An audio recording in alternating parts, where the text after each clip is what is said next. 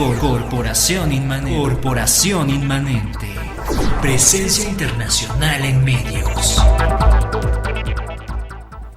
Pues ya estamos de regreso a este programa desde la trinchera. Recuerden, tenemos nuestra página de Facebook, estamos en este momento conectados. Cualquier comentario, duda, pregunta, adelante, estamos aquí para atenderlos. Y bueno, entonces ya estamos en el momento en que empiezan los planes en contra de más bien el ataque japonés. Hay dos objetivos principales, uno era las Filipinas, el otro era Pearl Harbor, que está en la isla de Oahu, en Hawái. Sin embargo, se decantan al final por Pearl Harbor. La idea era hacer un ataque sorpresa, destruir los acorazados que estaban en ese momento anclados, destruir los portaaviones que en ese momento pensaban que estaban, que finalmente eso fue un gran problema, cuando llegaron ya no estaban, y entonces lanzan una ofensiva con Nagumo, con el almirante Nagumo al frente, con 6 portaaviones, 2 acorazados, 2 cruceros pesados, un crucero ligero, 9 destructores, 23 submarinos, llevaban un total de 414 aviones y 5 milisubmarinos. El almirante Nagumo, que era el que comandaba la flota, a las vistas, a los ojos de Yamamoto, no era un hombre capaz de mandar esto. Él quería que lo mandara un hombre que era un subalterno de Nagumo, pero en la rígida tradición japonesa, él no podía pedir que un inferior comandara el ataque de un superior. Entonces, de hecho, Nagumo sí realiza los ataques, pero después cae en desgracia. Él termina la guerra al mando de una flotilla de destructores o algo así, que es así como que ser súper degradado, y los japoneses ya están listos para atacar. La idea del imperio japonés y del almirante Yamamoto era pegar, destruir. Ellos tenían la fija idea de que una vez que destruyeran la flota americana, el pueblo norteamericano se iba a desmoralizar, iban a pedir una paz, o sea, no iban a tener deseos de continuar la guerra. Y por lo tanto, Yamamoto, él que conocía un poquito más al pueblo norteamericano, para él era muy importante, pero muy importante, que no se hiciera un ataque a traición, sino que la guerra se declarara y a los 5 minutos ya estuvieran cayendo las bombas. De hecho, yo creo que esa sería la cuestión, el meollo del asunto. ¿Sabían los norteamericanos que iban a atacar a los japoneses, sí o no? Los japoneses habían decidido que iban a avisar con un tiempo muy corto para que los norteamericanos no pudieran reaccionar. O sea, esa ya había sido decisión, había sido consejo de Yamamoto. Sin embargo, por una serie de casualidades que no tuvieron nada que ver o sea, fueron demoras y problemas técnicos, la declaración llega 1 hora después del ataque. Ese fue el asunto. Pero los norteamericanos sabían que iba a llegar el ataque japonés. Los norteamericanos tenían piezas del rompecabezas, pero no tuvieron la oportunidad de armarlo antes.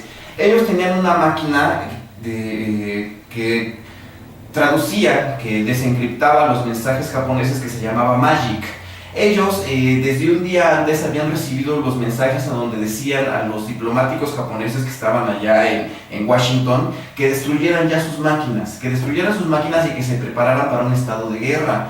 Se supone que este mensaje se lo tuvieron que transmitir al comandante de la flota norteamericana en Pearl Harbor, que era el almirante Kimmel, pero por extrañas cosas de la vida, como fue un fin de semana, el ataque en Pearl Harbor fue domingo, habían salido de permiso la gente que transmitía los mensajes, habían salido de permiso toda esta gente, y por lo tanto el mensaje avisándole a Kimmel que tenía que ponerse en pie de luchas llegó media hora después de que las bombas habían empezado a caer. Entonces, los norteamericanos sabían que iba a pasar algo, pero no estaban plenamente conscientes. No es como la gente suele decir que Roosevelt permitió que pasara para que el pueblo norteamericano entrara en guerra. Roosevelt fue un hombre difícil en muchas ocasiones, pero ciertamente no iba a dejar que perecieran los 2.400 marinos que perecieron, nada más por el hecho de que los Estados Unidos entraran en guerra. Pero bueno, estos son otras cosas. Vamos a pasar a que es el 7 de diciembre, el domingo 7 de diciembre de 1941. La flota japonesa está a algunas cuantas millas de la isla de Oahu. Y van a comenzar las oleadas. Sí, lanzan 2 oleadas. La primera oleada, la idea era que destruyera los destructores y acorazados que estaban ahí, atacan algunos aviones que estaban también en tierra, pero respetan todo lo que son los depósitos de combustible, los talleres, los astilleros, todo eso lo respetan, porque precisamente los japoneses pensaban que el ataque iba a desmoralizar al pueblo norteamericano y ya no iba a haber más guerra. Entonces la idea era tratar de que las pérdidas japonesas fueran mínimas. Entonces hunden los buques que estaban ahí y regresan y lanzan la orden de que haya una segunda oleada. Despega la segunda oleada, ya los norteamericanos ya estaban sobre aviso y entonces empieza el contraataque. Algunos aviones logran despegar, algunas ametralladoras en tierra logran responder al fuego y ya hay unos, a lo mejor un poco desorganizados, pero ya hay contraataques norteamericanos y ya las pérdidas japonesas ya no fueron mínimas, ya empiezan creo que perdieron 18 aviones, algo así en la segunda oleada, y ya entonces cuando regresa la segunda oleada igual vuelven a dejar de lado muchas cosas estratégicas y llega la orden de no hay una tercera oleada. O sea, el plan japonés era iban a ser 3 oleadas, destruir todos los buques, destruir los aviones, destruir lugares tácticos, pero todo lo estratégico que eran los depósitos de combustible, estaciones, cuarteles, todo eso respetado. O más bien, eso iba a ser en la tercera oleada, pero llega la orden de que no se haga la tercera oleada. Uno de los factores por los que los japoneses tuvieron tanto éxito fue que ellos desarrollaron nuevas armas. Debemos de recordar que Pearl Harbor es una bahía y las aguas son poco profundas. Entonces, a los aviones torpederos, regularmente un torpedo necesita cierta profundidad para poder impactar a una nave.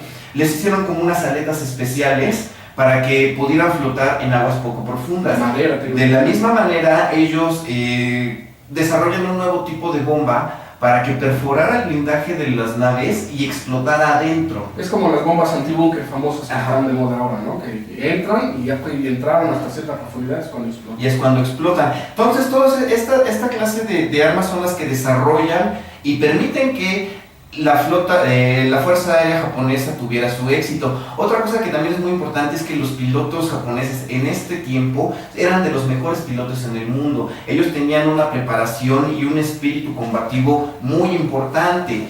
La flota norteamericana, tanto como la Fuerza Aérea Americana, estaban depositados o estaban almacenados en filita.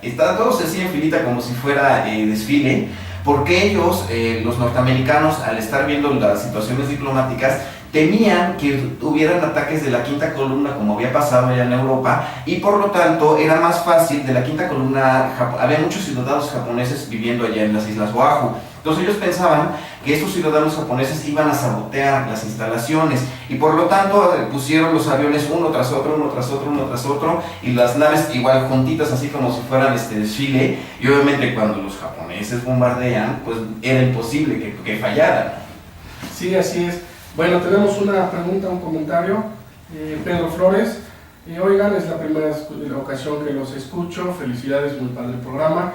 Es cierto que los estadounidenses ya esperaban el ataque y necesitaban un motivo para ya experimentar con la bomba atómica, ya sea en Japón o Alemania. Bueno, es precisamente lo que estábamos platicando. La opinión de Nacho es que no lo esperaban, mi opinión es que sí lo esperaban.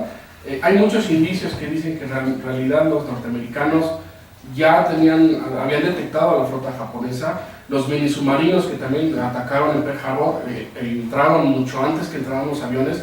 De hecho los avistaron y muchos los destruyeron. Y si estás en una base aérea y de repente entra un submarino que no sabes qué es y te quiere lanzar un torpedo, pues obviamente te tienes que poner en estado de alerta, y sin embargo no hubo la orden. O sea, y eso fue muchísimo antes de que llegaran los aviones. Ahora, otra cuestión es que los portaaviones, que eran el objetivo más importante, no estaban anclados, y por una serie de casualidades que suenan así como un poco sospechosas, si quieren comentarlo. Y una última cuestión es que ya los norteamericanos tenían una base de radar establecida. A lo mejor era un radar muy primitivo, pero cuando llega la oleada japonesa, la primera, este radar detecta los aviones, informan al superior y el superior dice, es unos bombarderos que estamos esperando desde tierra. Así es, tiene razón Marco en sus aseveraciones. También hay que tener en cuenta algo que es bien importante, que el ejército es una burocracia inmensa.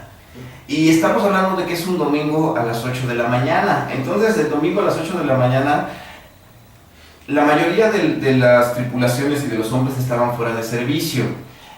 Los que estaban trabajando, pues en realidad era una guarnición muy pequeña, las que estaban en servicio. El radar detecta esas flotas de aviones que se acercaban, y el comandante de esta unidad de radar, en primero piensa que eran unos B-17 que venían desde el continente, que de hecho sí destruyen 2 o 3 B-17 porque iban sin armas, puesto que el viaje de miles de kilómetros desde el continente, y después, cuando ven que son unas nubes inmensas de aviones, piensan que el radar no sirve. Esto que nos comentaba Marco sobre los ataques contra los minisubmarinos que se dieron en la bahía, también pasaron en media hora, una hora antes de que cayera las primeras bombas desde el cielo.